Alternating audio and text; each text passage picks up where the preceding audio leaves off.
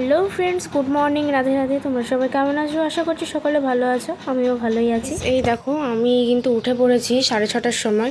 তো তোমাদেরকে বলেছিলাম যে আমার আজকে তেহট্টাতে পড়া ছিল, তো আজকে আমি পড়তে যাইনি কারণ মা বললো যে বই কিনে একেবারে হচ্ছে 1 তারিখ থেকে যেতে। তো যার জন্য মাথায় আমি তেলও দিয়ে নিয়েছি, মাথাটা চুলকাচ্ছেও প্রচণ্ড শ্যাম্পু করার জন্য, তেল তো দিই না। তো এই যে বিছানা তোলা কমপ্লিট হয়ে গেছে, এখন 8টা বাজে। বাইরের বিছানাও তুলে নিয়েছি, এখন শুধু স্নান করে পুজোটা করব। এই যে গোপালকে কিন্তু এখনও তোলা হয়নি, তোমাদেরকে দেখিয়ে দিই। এই যে গোপাল কিন্তু এখনও শুয়ে আছে, তো এখন স্নান করে গোপালকে তুলবো, ঘর মুছবো। তো তারপরে কিন্তু আমরা চলে গেছিলাম আমাদের পাশের গ্রাম পাঁচদাড়া ঘোষপাড়া অখণ্ডনন্দন সাধুর আশ্রমে। সেখানে কিন্তু গান হচ্ছিল, আর আমরা যেতে যেতে অনেক মানুষ জমা হয়ে গেছিলো আর অনেক ভিড় হয়ে গেছিলো। তো এটা হলো সাধু বাবার মেন আশ্রম, মানে এখানে ওনারা থাকতেন। আর এখানে কিন্তু একটা পাতাল ঘর আছে, যে পাতাল ঘরে গুরুদেব এবং গুরুমা দুজনার অরিজিনাল মূর্তিটা লোকানো আছে, এবং পুরোহিত মশাই সেখানে গিয়ে ভোগ দিয়ে আসেন। আর এটা কিন্তু বাইরের মূর্তি, আর আসল মূর্তিটা লুকানো আছে, ওখানে কাউকে ঢুকতে দেয় না। আর এটা হলো ইদিরা, মানে কুয়ো আর কি, আমি তো কুয়োই বলি, না তো ওখানকার লোক ইদিরা না কি একটা বলছিল, আমি সঠিক জানি না।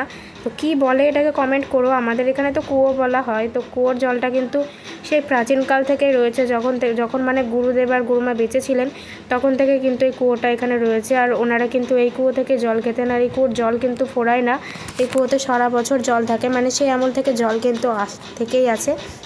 এই যে আমিও এখান থেকে একটু জল মানে মুখে দেবো বলে হাত বাড়িয়েছিলাম যাতে একটু জলটা নিতে পারি।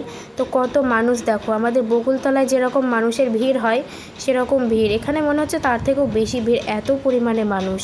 অ্যাকচুয়ালি পাঁচদাড়া গ্রামটা তো অনেক বড়, আর পাঁচদাড়া শুধু না, অনেক জায়গা থেকে মানুষজন আসে, তো তার জন্য। তো আমার ভিডিওতে কিন্তু ফ্যানের জন্য একটু সাউন্ড হতে পারে, তোমরা প্লিজ অ্যাডজাস্ট করে নিও। তো কত মানুষ একসাথে খেতে বসেতে দেখো, আমরা এখনও চান্স পাইনি, এইটা ফার্স্ট ব্যাচ, এই ব্যাচটার পর আমরা বসবো। তো ওখানে কিন্তু দিয়েছিল খিচুড়ি, চাটনি আর পায়েস।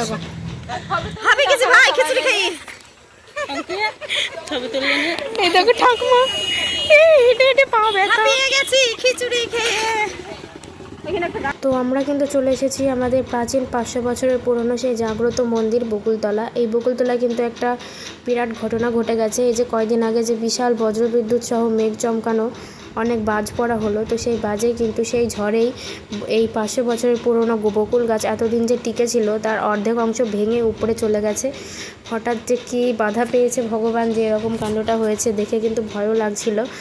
আমি কিন্তু একা যাওয়ার সাহস পাইনি, তো আজকে সবার সাথে এলাম। এই যে দেখো কী অবস্থা, তাই আজকে কিন্তু ওখানে একটু হরিনাম হয়েছিল সকাল থেকে। তো এই যে এটা মন্দিরের গোপাল, মানে মন্দিরের বাইরে যে বেদি আছে সেই বেদির ভিতরে এখানে 5টা গোপাল আছে।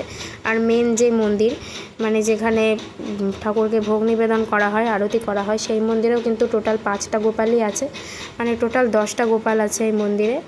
আর গোপালগুলোকে মনে হয় যেন গিয়ে দুটো চরণ ধরে আমি বসে বসে একটু কান্না করি, একটু কোলে নেই, কিন্তু কিছু তো করার নেই, মন্দিরের ভিতরে প্রবেশ করা নিষেধ, মানে ঠাকুর ঘরের ভিতরে তো আর কাউকে ঢুকতে দেবে না ঠাকুরমশাই ছাড়া।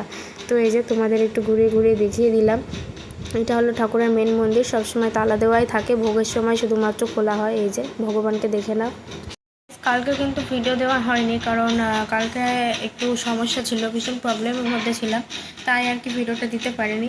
তো ফ্যানের এত পরিমাণে আওয়াজ হয়, এই আওয়াজের জন্য কিন্তু আমাকে হেডফোন কানে দিয়ে ভিডিও এডিট করতে হয়েছে, তাও কিন্তু ফ্যানের আওয়াজ একটু একটু ঢুকেছে। তো যাই হোক, ভিডিওটা কেমন লাগলো অবশ্যই জানিও, ভালো লাগলে লাইক, কমেন্ট, শেয়ার এবং সাবস্ক্রাইব করে সঙ্গে থেকো। দেখা হচ্ছে সবার সাথে আগামীকাল নতুন ব্লগে। তো টাটা সবাই।